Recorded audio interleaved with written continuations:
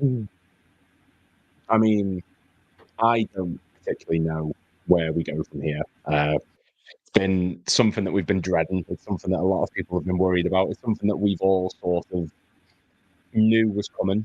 But it's finally been announced. Ibrahima Konate is officially going to miss Man City. He's going to miss the next 6 weeks of football, essentially, the next 4 to 6 weeks.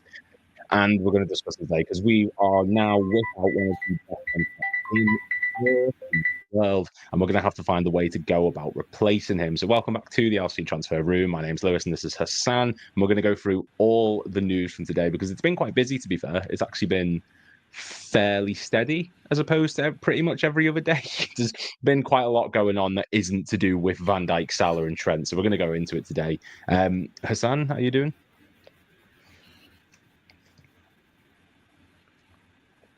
I'm fine. How are you, mate? Yeah, I'm all right. You know what? I Can sort you of, hear me?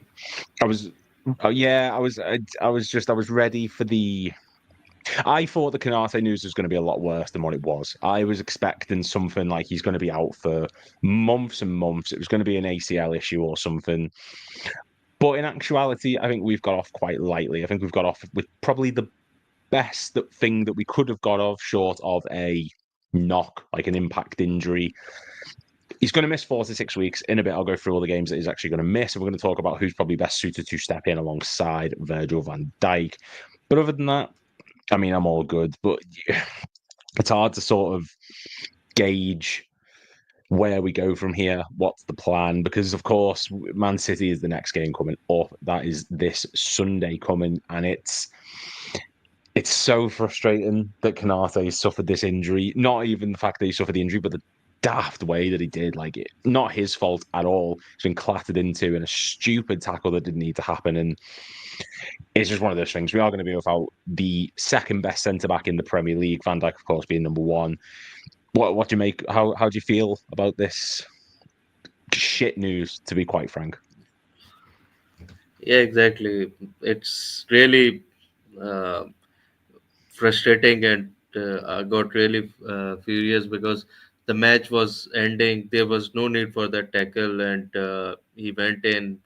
Uh, he was because he was not able to do anything. He was frustrated, and he went in like a kid that he is, and injured uh, player that has nothing to do with him. And now it's at a time which is not ideal for us, because one of the biggest game is on this weekend.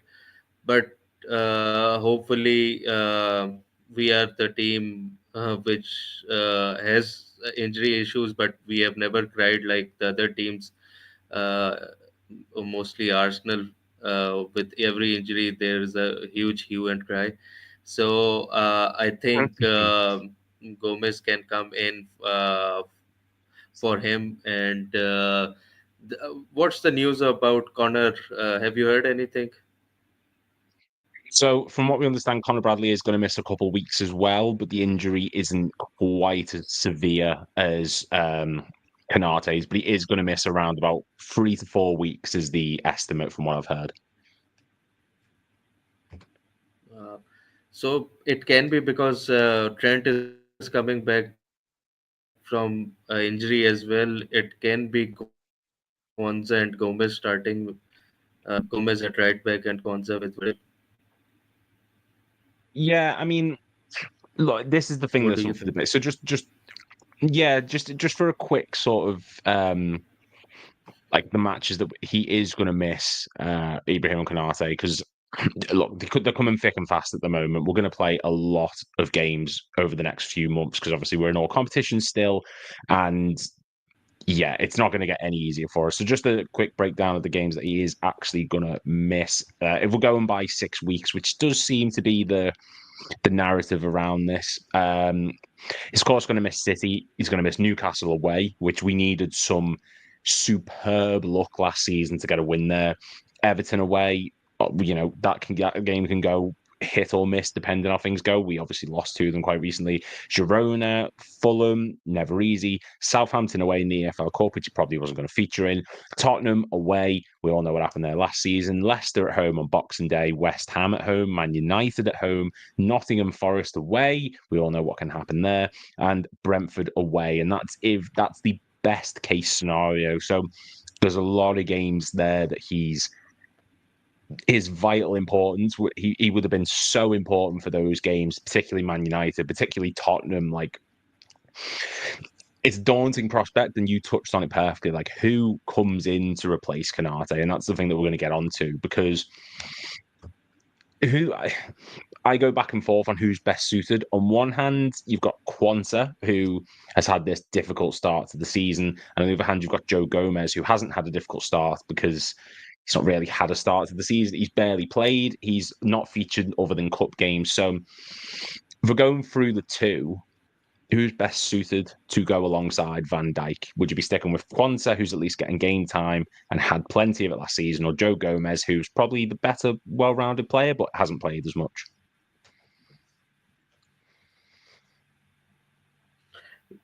Yeah, I think Gomez played under slot as a center back, not the right back or left back, and he played really well in the cup game at Carling Cup, and he played with Konza, so he has some sort of understanding with him as well.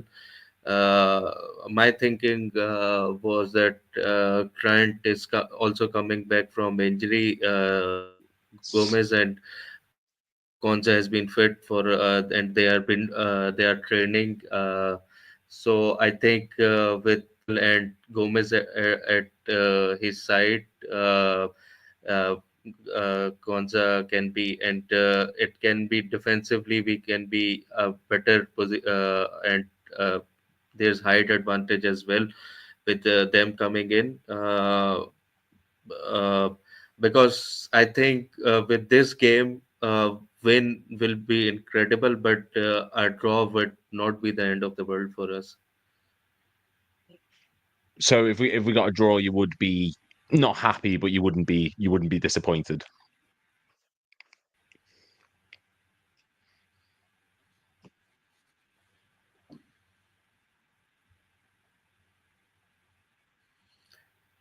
Yeah, it Just because of the can you hear me? yeah. All good. Yeah. Carry on, mate. Yeah, I'm saying that with City coming in as a wounded animal, maybe they will go all out. So I think for us to contain them, I think we should go for a win. But uh, I think if we draw at this stage, we'll gain 1 point, and City are uh, behind us. So maybe it would not be that bad, but the win will be exceptional, and it would be a 11 gap a lead, which will be uh, astonishing. Well, there's a comment saying I prefer Gomez or Endo for the games. Now, I'm assuming we're not talking about Endo as centre back, because it might be a bit of a stretch to whack him in right at that deep end, in particular, especially when we've got Man City, who, yeah, they're in poor form, absolutely in poor form, but it's still Man City. We know what they can do. We know what they're capable of, and the way we're playing at the moment is down to us to get the result more so than it is for them to get the result. And I think Endo has hardly played. I can't see a world in which he gets the starting berth in the back line. Gomez is probably the more suited. If you look at, the performances he's put in against Manchester City in the past, I'll just even get the stats up really quick. So the last time Joe Gomez played Manchester City, he was in the top, he was the top in every defensive metric, essentially, that we played against them. He was incredible in 2022 when we played them. And I think Gomez has got that sort of not leadership, but I think he's more calm under pressure. We've seen it against City, we've seen it against other big opponents. I think Konate, it's way too soon for him. It feels like if he's not played a stretch of games, there's rustiness. So throwing him into this where he's more than likely of the two to make a mistake. Whereas Gomez, it feels like he cannot play for ages and ages, and he just keeps up that same standard. So, like, yeah, I personally think I'd be going for Joe Gomez. This will all get discussed in the match preview tomorrow. But like you said before, Trent is obviously coming back. But at the same time, the right centre-back position is obviously Konate's. Trent's just come back to full fitness or near enough full fitness. So he's going to need someone to protect them. Is Joe Gomez the best person to be providing that cover for Trent? Or would you be putting Quanta there just because he's got that extra level of pace about him that Joe Gomez probably doesn't have, especially after the two major injuries he's had?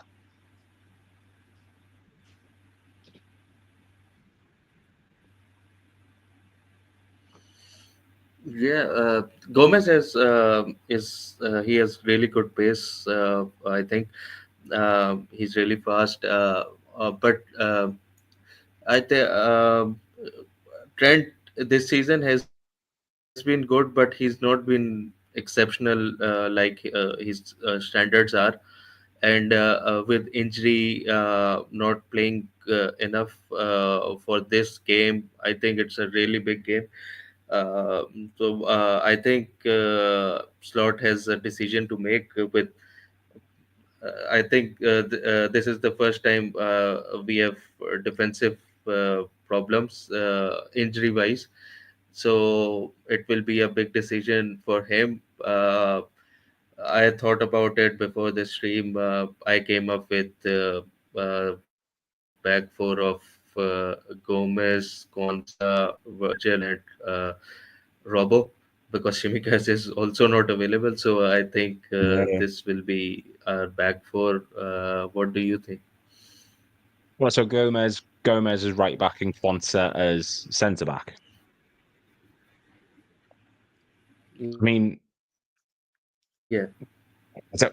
it's so. I suppose with Trent, at least you know what you're going to get. And one thing that Trent is obviously really good at is he's great at pinging those diagonal balls that will.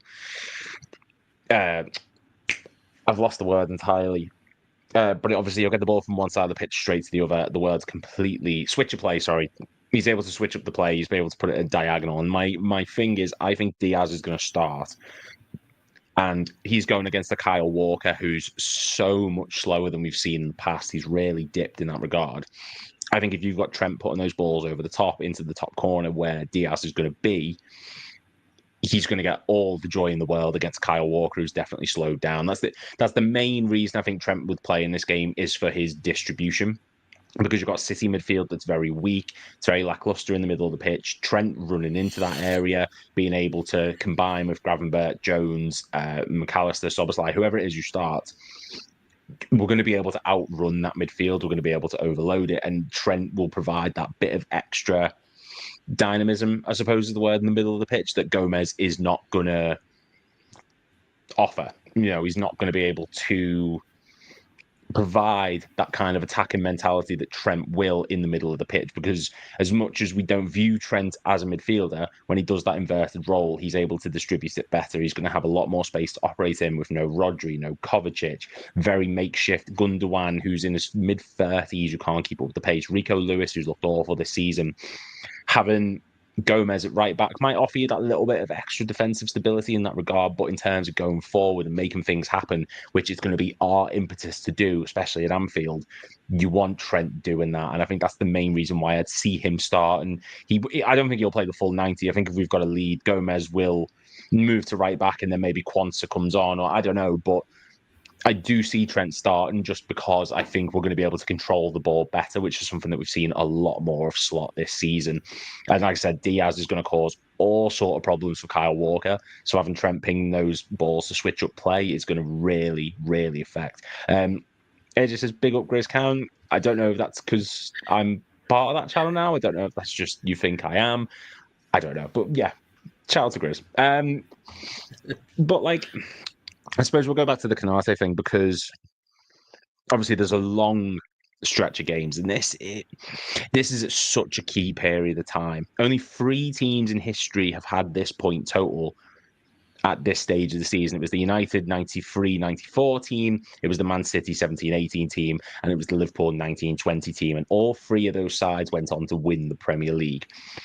We are the 4th team to be in this position with this amount of points, tied with the Chelsea team of 2005-2006, and I believe the Arsenal Invincibles, or along those lines, something ridiculous like that. So we are in such a great position to progress and to actually do what we want to do this season. I'm not going to jinx it. I'm not going to say exactly what just yet, but it's just, this has come at such a bad time. And you mentioned Bradley and Simicast.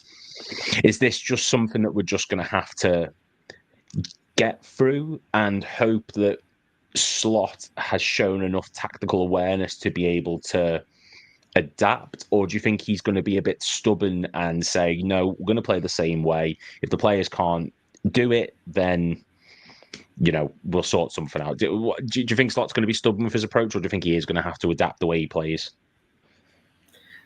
I think it has been really refreshing to see Slot. He can adapt, he can change during games as well. If he sees something is not working, he changes.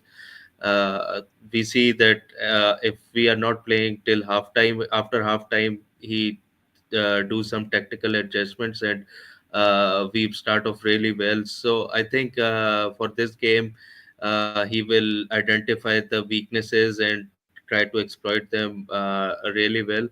Uh, I think, and it has been a really positive thing with him.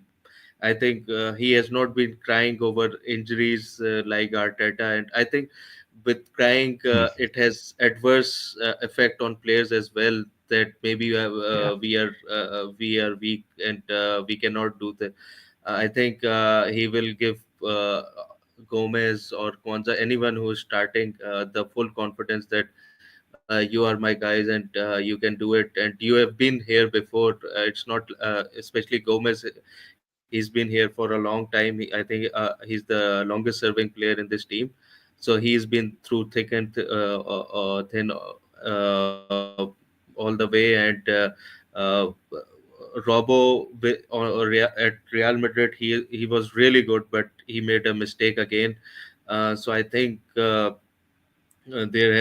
should be a collective thinking that with this game we cannot afford to make a mistake and give a slight advantage to a City team who can sniff these things, because they have been there.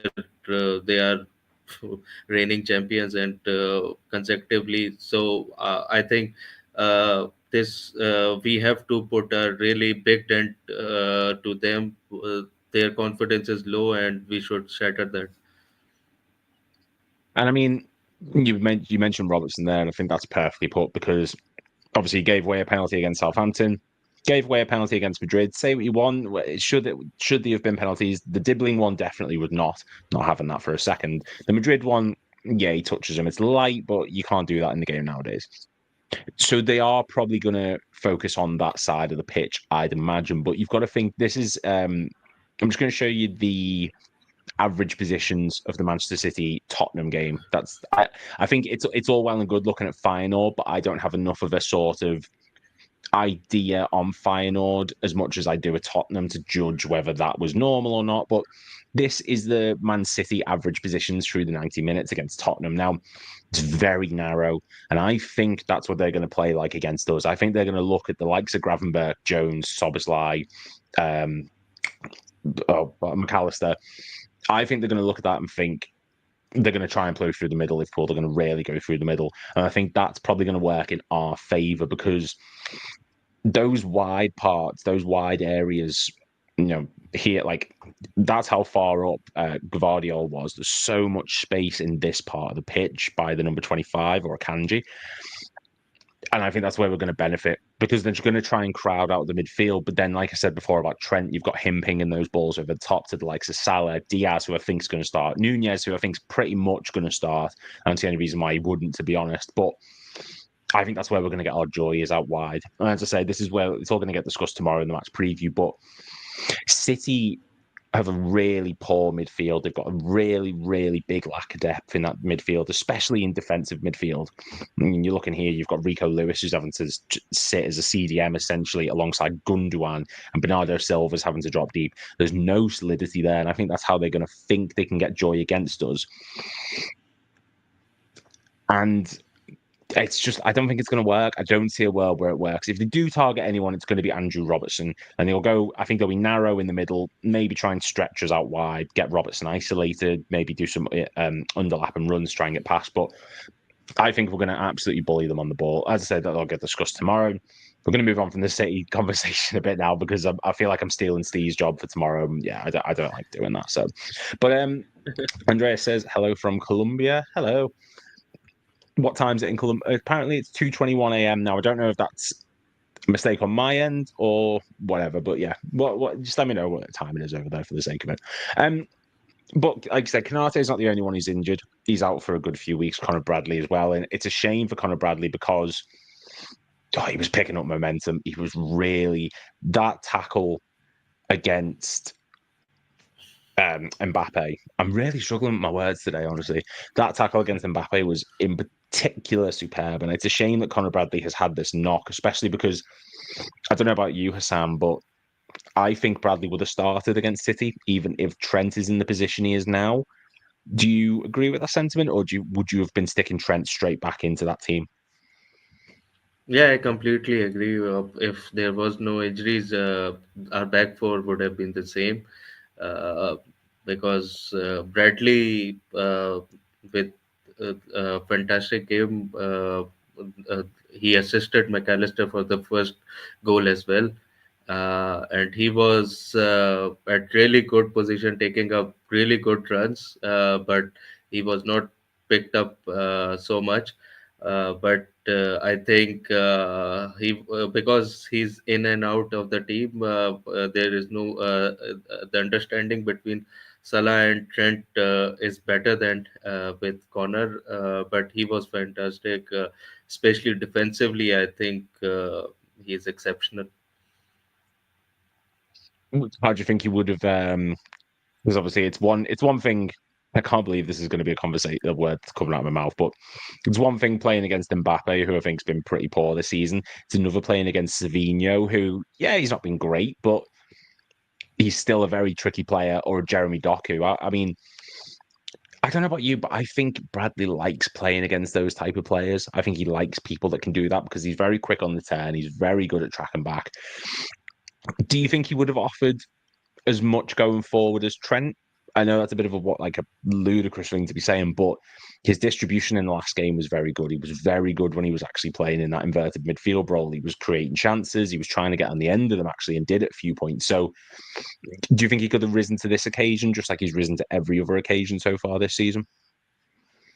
Yes, absolutely. And confidence is a major factor. And he was riding high. And with that tackle alone, he would have been flying at Anfield. People would have been really backing him up. So I think he was.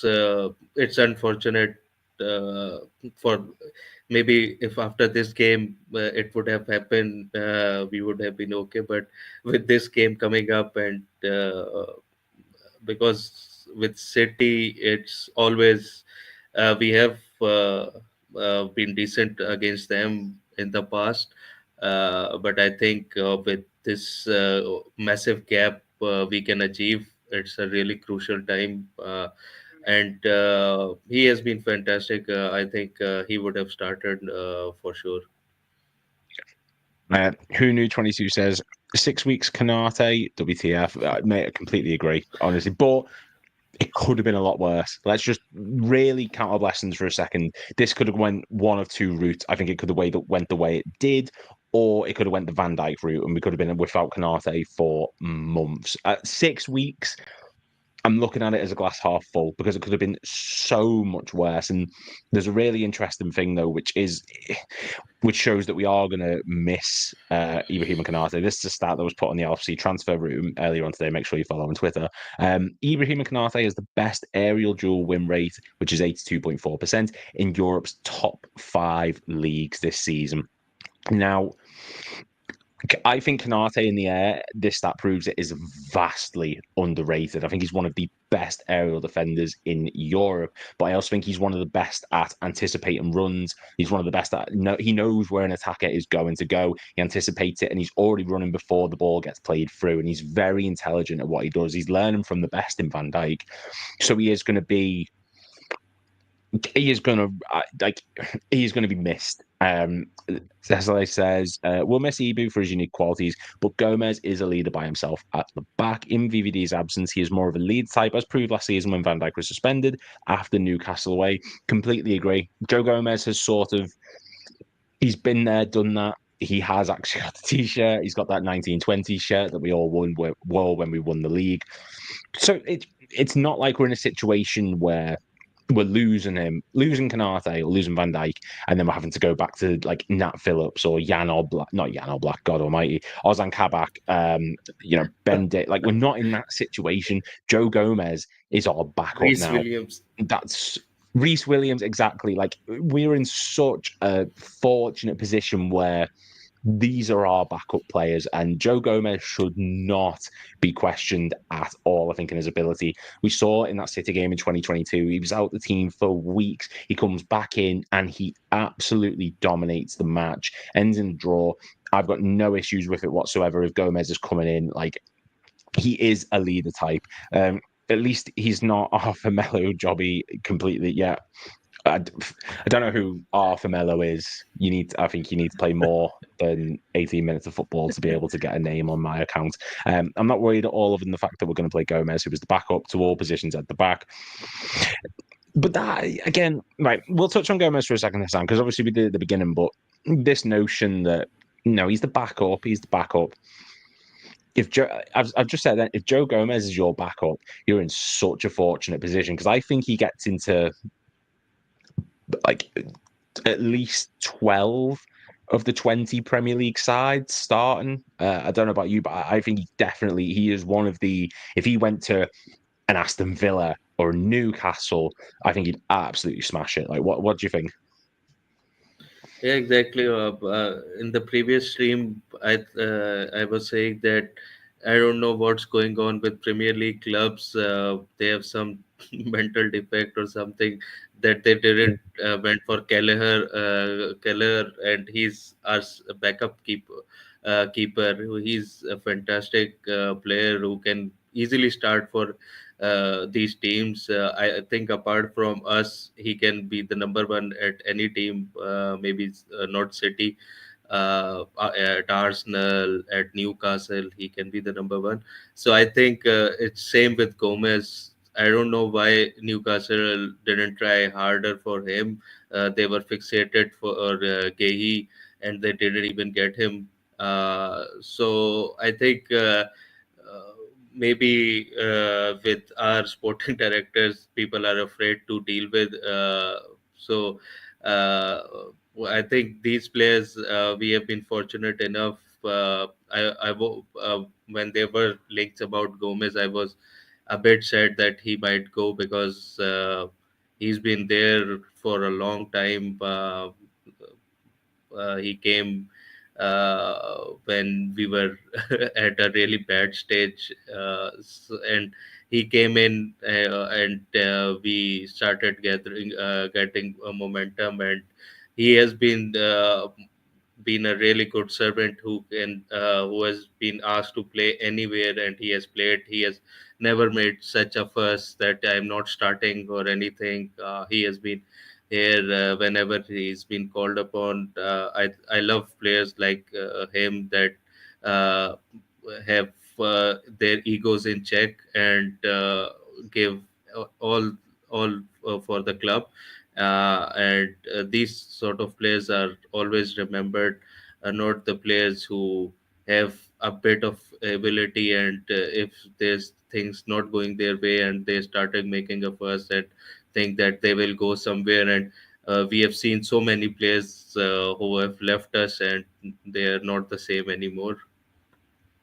No, I completely agree. And look, Gomez has something that I don't think a lot of defenders have, and that is that level of versatility that's missed nowadays in I think in defence especially, because it's sort of like if you're a centre back, you're a centre back. If you're a fullback, you're a fullback. Occasionally someone will move around, but Gomez can play anywhere in that back line, and he's so composed with it. He made Robertson look poor last season, I think, at points. Right back, he's assured and defensively strong. He's decent going forward, but I think at the back, he's very good. And centre back, we all know what he can do. Now, last season, now I understand he didn't play a massive amount of games in the Premier League last season, so this is just take this with a pinch of salt. It's just to give a clarification of how good he is. So last season in the Premier League, this is just in that competition.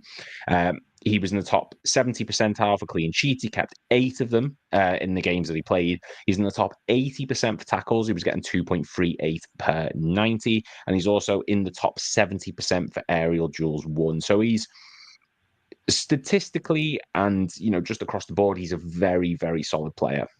And I think he doesn't get there's a reason he's the longest serving member in this team. There's a reason why when slots come in, he's not said, no, move him on straight away. He sees there's a use in him. Like that man, he's the only person to have been in that team before he joined, and he's the only person to still be in that team from the pre-Klopp era, the Brendan Rodgers era. There's a reason for that because he's so capable in whatever position that you play him in. And I have no concerns of him being in the game. Maybe rustiness, but I think against Haaland, who's not the most mobile player, against the midfield that's not being creatively as strong as it has been this in previous seasons, I've got no issue with him going into against it. No, he gets into any side in the Premier League, including Arsenal. I don't agree with the Arsenal one per se. Maybe right back. Actually, to be fair, Ben White hasn't been great this season, so yeah, maybe that one. Konate is missing 9 games. Okay, Champions League are dead rubbers, and etc. That's fair enough.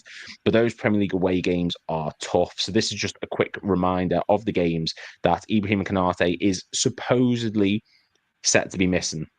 This is based on if he returns as fast as possible, if he does 4 weeks, not 6, because it's up for debate what he is, but I don't think Slot's going to rush him, especially if we start getting results with Gomez. So he's going to miss Man City at home, which we know, Newcastle away.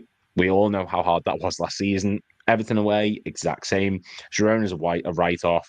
Fulham, always difficult. Southampton in the League Cup, I don't think he'd played anyway. Tottenham away, we know what happened there. Leicester at home, it can, no, it's not. Let's be honest. West Ham away and Manchester United at home, but that's a possible return. But I don't think that's a game that he's going to get rushed back into, given there's no particular reason to do it. I tell you, Real Madrid would take him. Those bad performances he did have were after long layoffs of injuries. People easily forget. And let's not forget that Virgil van Dijk loves him and he has a superb understanding. And that the injury bit is a key thing to remember because he came back from not 1, but 2 basically season-ending injuries, and he's still playing at the top level last season. He's still in this Liverpool team, and Slot still is a use for him. So I've got no problem with him starting against City. Now, I'm going to move from the talk of the back line because there is good news. There is actually good news today. It's not injuries. It is contracts, but it's actually contracts that are being done because we have officially offered, or well, I say official, but that's up for debate. Let's be completely honest with you. But essentially, we have offered Luis Diaz a new contract. Now, this is something that was touted for quite a while. This has been sort of in the woodwork for a while, from what we understand. Liverpool officially offered a new contract to Luis Diaz, although there is a few disagreements over contact details. Talks will continue. PSG and Barcelona are watching from the sidelines. Now, I don't know about you, Hassan. I understand that there's probably bigger fish to fry in terms of contracts, but Luis Diaz deserves a new contract. He is on pennies compared to those 3 that we're constantly talking about. So Obviously, nothing's been signed yet. Nothing's been agreed. There's a few disagreements still. I imagine it's probably wage being the big issue. But what do you think of this? If this is something that we can get done? Yeah, he has been phenomenal under Slot. People write off players really quickly. Last season, he was performing really well. His disallowed goal against Spurs, he was phenomenal before that. But after that, he got injured, and it was a really serious injury. And after that, when he came back, he had some poor games, and people were like, "No, he's not up to the level," and all the things. His finishing is really bad, and all these things. And they said that okay, he can go, no problem. We hopefully we can get Anthony Gordon, and I was like, why? And people are always going after new shiny toys. They forgot all the things he has done and he is capable of. His dribbling skills, his with the ball, the things he can do, and he's a decent finisher as well. But I think, as you mentioned, that when we signed him, it was a really good deal because his wages were not that higher, and at that time we had Mane as well, who was earning really well. So at that time we could have not afford, but now we can offer him those sort of wages because I think he starts ahead of and Capco is wage wise ahead of him. So I think it would be he should be at the not the top most earners, but he can be at people like Nunes and Capco. He can be at their level wage wise. Well, there's a really interesting comment that is we do need to remember that Diaz is 28. That's my age in a month. Just let's not critique people for their age. All right, some of us age better than others. You know my feelings on how wingers age. Salah is the exception, not the rule, and that is a really really good point because I think Diaz in particular. Salah has sort of learned to adapt his game. He's able to slow it down. He controls the tempo of how he wants to play, essentially, because he is the mercurial player in that front line. Whereas Diaz, he does rely on pace. He is very much, he likes to get in behind. He likes to run at players with the ball. And that is going to factor into it. So, say if we sign him up for another 3-4 year deal, he's going to be Salah's age, maybe a little bit older. And I couldn't see him sticking around for that long. To be honest, I'm a bit shocked that we went into this season. I thought that he was probably going to be the one to go with that front line. That's completely changed. But I'm just gonna quickly look at the once again the screen share because I love doing the screen share. I won't lie. These are his stats from the past 365 days. Now, this is across the main 5 leagues in Europe. Premier League, Bundesliga, La Liga, Serie A, and the Eredivisie, and the Champions League, Europa Conference League. This is across all those competitions for the 365 days. He's in the top 90% for non-penalty expected goals. He's in the top 93% for shot creating actions, 96% for pass completion, 96% for touches, 78 for progressive carries, 75 for successful take-ons. And he's 79 for aerials won. Like he's not slowing down. If anything, he's going in the opposite direction. And he's actually had those severe injuries behind him. It does feel like he's got back to the best of Luis Diaz. And he's been very much one of these players who I think he's suffered with the Mane comparisons. Like Gakpo started to suffer with the Firmino comparisons, I think. He's overcome that. He's a different style of player, but I think he is improving week on week. And this season, he's absolutely smashed it when he has played. So, I mean, with that in mind, and obviously the slot system means he's got a bit more longevity about him than a Klopp system would, so to speak. How long of a deal are we thinking of offering him? Like, is there a year that you'd keep him into? If we're going into 2025 now, what's the length of this contract if you're offering him at Hassan? I think 3 plus 1, 3 years guaranteed, and with one year it can be activated. It can be an ideal deal because with after 2 years, if I think I think he's been with these players. I think it would be unfair for us to sell these players and to ask Slot to make another team around so quickly. It should be gradual change. I think with United and every other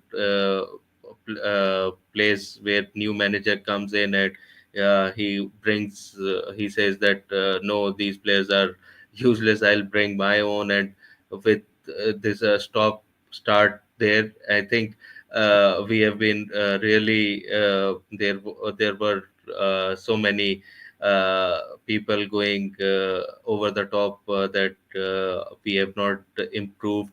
But as Klopp always used to say, and Slot has said really that I think with so many good players already here, it's really difficult to bring more players even better than them. So I think with him, I think we should carry on, and with players who are playing well, we should try to keep them. And I suppose as well, at a time when no one's future is particularly guaranteed, obviously Salah, Van Dijk, and Trent, you need to keep those players that are performing because it's so easy to just focus on those three and be like, okay, job done. But Diaz is obviously an example. Gakpo could turn around and say, oh, I want to leave. Who's to say Gravenberch doesn't want to turn around and say he wants to leave? Not saying he will, but you do need. There are other players in this squad. It's not just those three. And Diaz has been deserving of this contract now for a good few months. It's been in the pipeline for a good few months already, and obviously nothing's been agreed yet. I imagine if it does, it'll be within the next 2 weeks or so. Yeah, I don't know. I'm made up if it does happen because he is one of these players who is so undervalued. I think in the Premier League, he's so direct. He's great at one-touch football, instantly running at defenders. He beats his man like 7 times out of 10. He's really talented. And I've got absolutely no issue if they want to keep him. Um, I'd say 3 years tops. Yeah, I'd say 3 years. I think 4 years might be a bit. At that point, he might be losing the thing that gives him value the most, and that's his speed. But he's still a superb finisher. So I'd say 3 years is probably for me as well. Other than that, I mean, there is a couple other bits. I'm not going to discuss the links to transfers because that'll probably get brought up tomorrow because today was more about the squad that we've currently got. Gareth Bale said we're probably going to win the league. Fine, could have won the Champions League if you weren't But he involved, said which would Real have Madrid absolutely. will win UCL. Madrid can't win a game. I'm not having them winning the UCL, so you can get in the bin with that. Did you see? Oh, I think it was Ceballos. I'm not sure, and he was saying something like, "Just wait until we find our rhythm, and then when we play them again in February or March, it'll be a different result." And honestly, just get a grip. Just it's done. Move past it now. All right. Mbappe's been Yeah. sent to orbit with that tackle. Just move past it. And yeah, Bale predicted UCL La Liga. I didn't realize it was a double because Barca are winning La Yeah. Liga. Let's be completely honest now. Um, well, this is an interesting thing with the Diaz thing. Like, what do you make of this whole Diaz playing as the number 9, Hassan? Because I like it. I really, really enjoy it. In Madrid, in particular, as soon as he went in the middle, we just turned ruthless. Like, do you think this is something we're going to see a lot more of this season? Yeah, hi Lissetti. I think he used to be here in the streams. So I think he has been really well playing there. Uh, the uh, with him playing there, it brings new options. Gapco can come in the team, and Gapco has been whenever he comes on, he's scoring. Especially, as someone said, there was a meme that Gapco is midweek specialist. Mid Yeah, yeah. was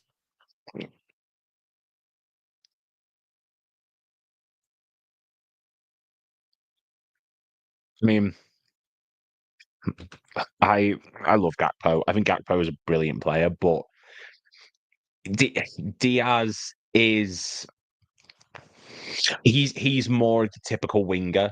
Gakpo is so strange. Like he should not be able to do the things that he does. He should not have that build for a left winger.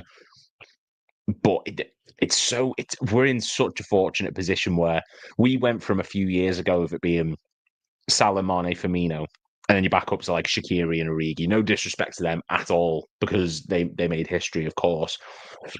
But now, we've got Gakpo, we've got Chiesa, who's yet to come back, obviously, that whole thing, but you've got Salah still there, Diaz, Gakpo, Nunez, Jota, Chiesa. Like, this is a ridiculous situation to be in. And when we signed Diaz, it's a bit like, okay, I get it. That's fine. We signed Gakpo. I did not see the reason at all. Now, I'm so grateful that we do. Gakpo's crossing ability is insane. He is terrific. His best maneuver by far is cutting back onto his right and putting it across the box for other players. He is superb at that. Like, absolutely agree 100%. I think it's a very underrated thing that he does. We are going to shoot in a second, guys. As I say, the main news has been Ibrahima Konate. He's out for 6 weeks maximum, which is a good thing. No ACL, no, nothing's torn, nothing's majorly damaged. It's still, it could be 4 weeks, could be 6 weeks. The earliest he can come back is against Manchester United at home. The latest he can come back is, I think, Lille in the Champions League, I believe, and I think that's our last Champions League game. So fingers crossed he comes back sooner rather than later. But hey ho, we don't know. Hey Hassan, Pakistan are playing us in a few tests in December. Going to catch a stream with you on it. I mean, I'm assuming it's cricket. I don't know. I'm useless at cricket.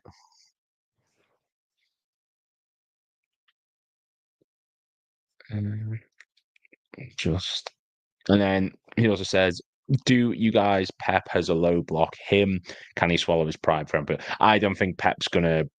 We'll touch on that really quick, Hassan, before we shoot. Like, obviously, we're a possession-based team now. City have always been a possession-based team. Do you see City maybe sitting back a bit more, or do you think they are probably going to still dominate possession, even if it is at Anfield?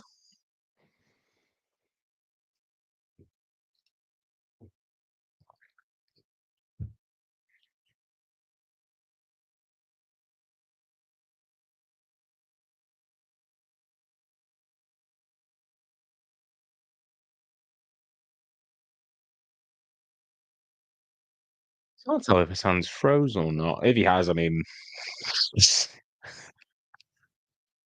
oh, it's all gone to pot. Did you hear that, Hassan? I think your mic might have went. I'm happy to fill in. Hassan said, yeah, City are going to low block. They're going to sit there. They're going to concede 5, and then Pep's going to, more of this. This is. I can only assume this is what he's saying at the moment. I obviously can't hear him either. Um, but yeah, we're going to paraphrase and just say, yeah. Um, Haaland on the counter is the scariest thing in football. Let me not lie.